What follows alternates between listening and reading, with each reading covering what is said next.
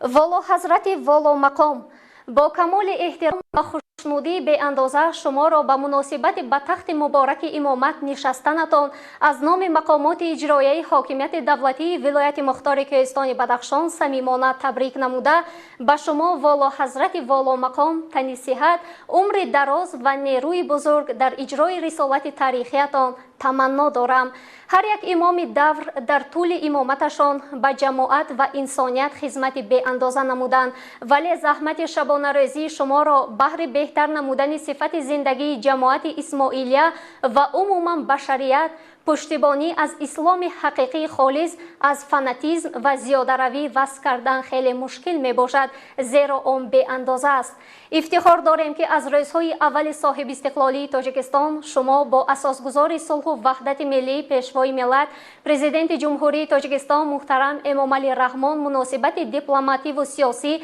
و برادرانه را برقرار نموده شبکه‌های آقاخان چون یک شریک با اعتماد حکومت جمهوری تاجیکستان ثابت نمودند که در قلمرو تاجیکستان نه تنها به یگان ممانعت فعالیت دارند، بلکه از چندین امتیازها و دستگیری به واسطه پیشوای معظم ملت برخوردار هستند. مسلمانان اسماعیلی تاجیکستان شکرگزار از آن هستند که امروز در فضای صلح و ثبات آزادانه رسم و رسوم اجدادی خود را در کل قلمرو مملکت اجرا می نمایند و چون شهروند کامل حقوق دولت امکانیت شرکت فعال و بی‌محدود در رشد و نموی کشور و ساختن دولت دموکراتیک و حقوق بنیاد را دارند. سیاست انسان دوستانه و محبت پیشوای ملت محترم امامعلی رحمان نسبت دین مبین اسلام و احترام و اعتبار این شخصیت تاریخی و آریاتبار تاجیک امکانیت فراهم آورد که تشریف شما را و دیداربینی با مریدان اسماعیلی تامین نمودند و این حادثه تاریخی در خاطره ها نقش بسته